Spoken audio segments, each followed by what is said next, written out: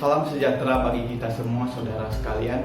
Hari ini melalui video ini saya ingin menjawab beberapa persepsi masyarakat tentang etnis Tionghoa dan kekristenan.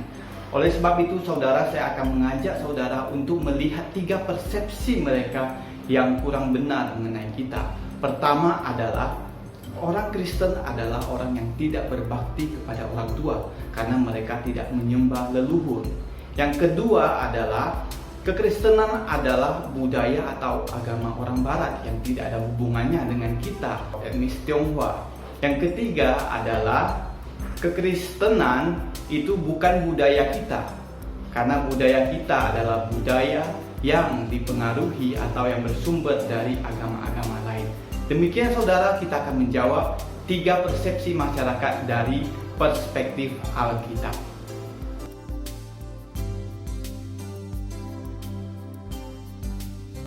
Pertama, kita akan memulai dari asal-usul bangsa Tiongkok. Di dalam Alkitab, Kejadian 6 sampai ke 8 menceritakan kepada kita suatu insiden yang besar terjadi di muka bumi ini, yaitu air bah yang telah membinasakan seluruh makhluk hidup kecuali Nuh dan keluarganya. Saudara sekalian, berarti seluruh bangsa di muka bumi ini berasal dari keluarga Nuh.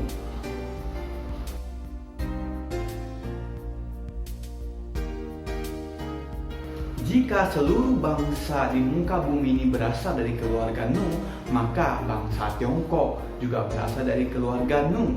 Dan ada seorang pakar yang bernama Joseph Aitken, seorang ahli filologi, mencoba untuk meneliti dan mendapatkan sebuah kesimpulan bahwa bangsa Tiongkok adalah bangsa yang berasal dari keturunan Nuh, Ham, dan Kus, atau kita kenal dengan bangsa Kusi. Kenapa demikian dan dari mana alasan untuk menyimpulkan hal ini? Menurut Aitken, bangsa-bangsa Ham atau Kusi mereka memiliki satu kelebihan yang berbeda dengan bangsa lain, yaitu mereka memiliki keahlian dalam seni melukis dan punya pandangan yang luas tentang pemerintahan universal.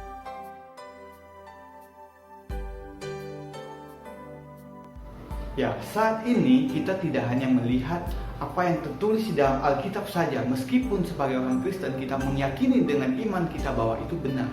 Tetapi kita akan coba melihat bagaimana kecocokan apa yang tertulis dalam Alkitab dengan tulisan-tulisan atau catatan sejarah.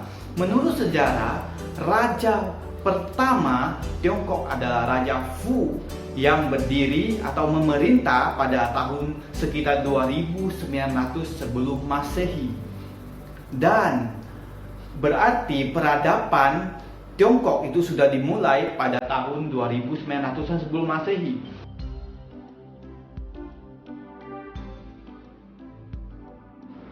Kita melihat bagaimana Aitken tidak memandang catatan sejarah ini menjadi sesuatu yang meragukan. Kenapa? Karena menurut perkiraan Aitken, air bah terjadi sekitar 3500 tahun sebelum Masehi. Artinya, air bah terjadi sebelum peradaban pertama bangsa Tiongkok yang telah dimulai pada tahun 2900-an. Sehingga ketika Nuh dan keluarganya selamat dari air bah, maka anak cucu daripada Nuh mereka mulai bermigrasi menuju ke dataran Tiongkok.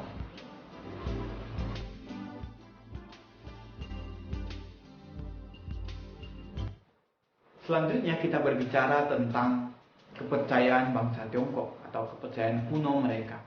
Kita melihat daripada catatan sejarah peradaban kuno atau peradaban pertama, ketika Raja Fu memerintah, Raja Fu sudah memulai mengadakan penyembahan-penyembahan kepada roh-roh. Kenapa kepada roh-roh? Kita pelajari ketika bangsa Tiongkok atau leluhur mereka berjalan dari Menara Babel atau dari Gunung Ararat, ketika air bah itu surut, mereka berjalan menuju ke dataran Tiongkok melalui Persia. Oleh sebab itu, maka diperkirakan mereka menetap cukup lama di Persia dan menyerap budaya-budaya mereka. Budaya-budaya Persia salah satunya adalah menyembah kepada roh-roh. Oleh sebab itu, maka raja pertama menyembah kepada roh-roh.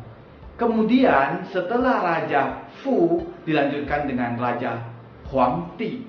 Raja Huangti ini adalah raja yang sering dibahas dalam kekristenan karena dia menyembah kepada satu-satunya Allah, yaitu Tian atau disebut juga Sangti.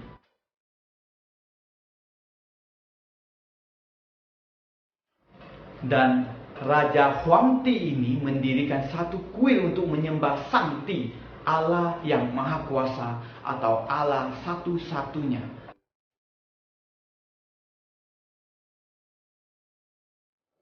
Saudara sekalian, bangsa Tiongkok adalah keturunan Nu, sehingga mereka melihat Nu bagaimana menyembah kepada Allah, bagaimana Nu mempersembahkan korban kepada Allah yang Maha Kuasa, sehingga apa yang dilakukan oleh Nu masih tertinggal di dalam benak mereka. Oleh sebab itu, maka kita dapat menyimpulkan dan dapat kira-kira berpikir kenapa Raja Huangti menyembah hanya kepada Sangti, Allah satu-satunya, Allah yang Maha Kuasa.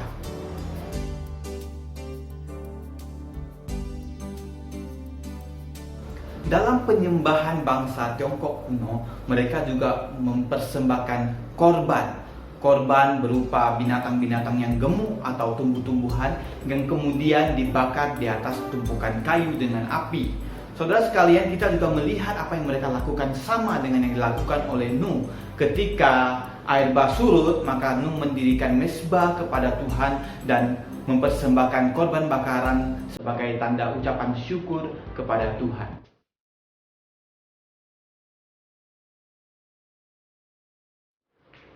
Bangsa Tiongkok mereka mempersembahkan korban kepada Allah yang Maha Kuasa itu tidak secara terus-terusan. Mereka mempersembahkan korban berdasarkan musim. Mereka melihat pada musim semi atau musim gugur untuk mempersembahkan itu.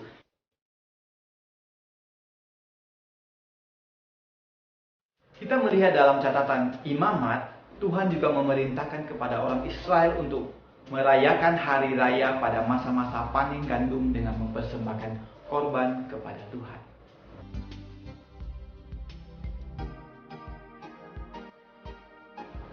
Pada bangsa Tiongkok kuno, raja juga menjabat sebagai imam tertinggi yang mempersembahkan korban kepada Allah yang Maha Kuasa. Kesamaan ini kita lihat di dalam Kejadian dan juga di dalam Alkitab Perjanjian Lama, bahwa raja-raja pada bangsa Israel juga mempersembahkan korban kepada Tuhan dan mereka juga menjabat sebagai imam tertinggi.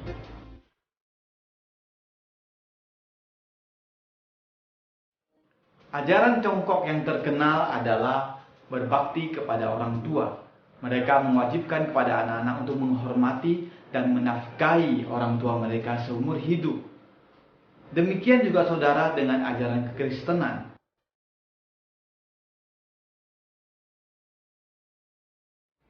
Kita melihat dalam Perjanjian Lama, Tuhan memerintahkan kepada umatnya untuk menghormati orang tua mereka. Dan juga perintah ini disertai oleh berkat-berkat kepada mereka yang mematuhinya. Jadi hormatilah orang tuamu supaya lanjut umurmu di muka bumi ini.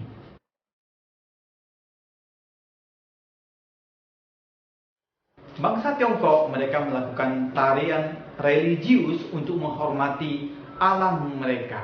Dalam bagian ini kita juga melihat dalam Perjanjian Lama, kita juga melihat di dalam kekristenan, mereka juga melakukan tari-tarian untuk menyembah kepada Allah, apa yang dilakukan oleh Daud dan lain-lain sebagainya.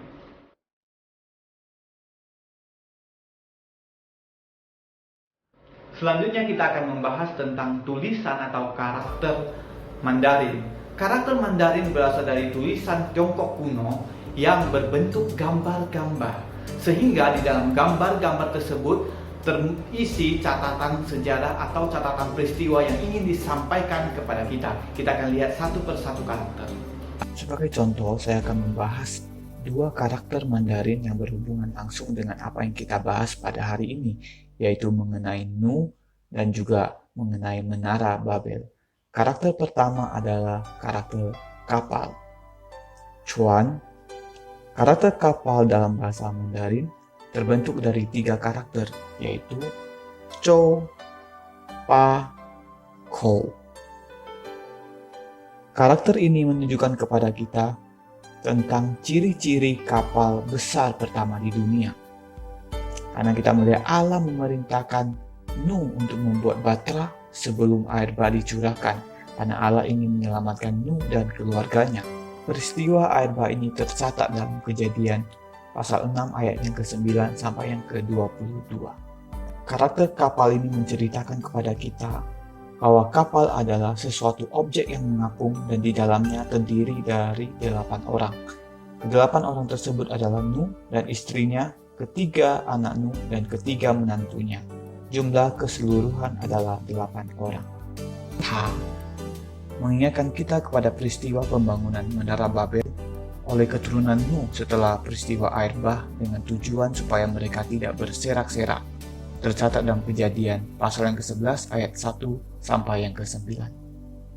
Karakter menara ini terdiri dari karakter manusia, Ren, karakter 1, I, karakter mulut, Kou, menjadi karakter bersatu. Kemudian karakter bersatu bergabung dengan karakter rumput menjadi karakter melakukan, Ta, dan ditambah dengan karakter tanah, sehingga terbentuklah karakter menara, Ta. Karakter menara ini menunjukkan kepada kita sebuah peristiwa besar, di mana orang-orang bersatu melakukan sesuatu dengan menggunakan tanah, dan menghasilkanlah Menara Babel.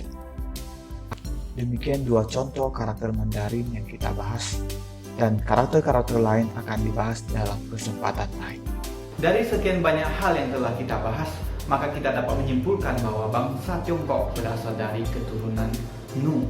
Oleh sebab itu, maka kita yang etnis Tionghoa tidak mungkin terlepas atau melepaskan diri dari kekristenan. Setidaknya ada hubungan-hubungan yang telah kita temukan tadi.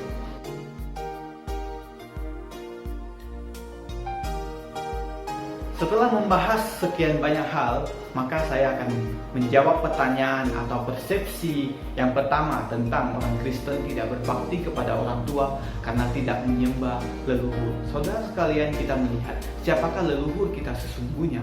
Leluhur kita adalah Nuh, kemudian kita melihat ke atasnya lagi adalah Adam, dan Tuhan yang menciptakan Adam, yaitu Allahnya kita, Allah yang dinyatakan di dalam Yesus Kristus. Sehingga saudara sekalian, kita bukan tidak berbakti, tetapi kita berbakti kepada orang tua. Kita menyembah kepada yang benar, yaitu Allah pencipta langit dan bumi. Dan tentunya kita menghormati leluhur kita, menghormati orang tua kita, seperti yang diperintahkan Tuhan kepada kita. Hormatilah orang tuamu, maka engkau akan lanjut umurmu di bumi ini.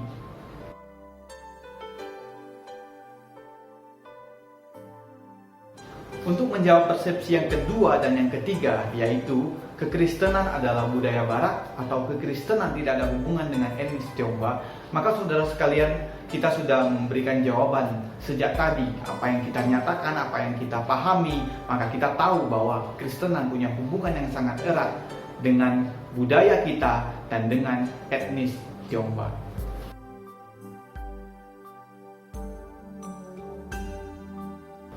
Demikian penjelasan singkat dari saya.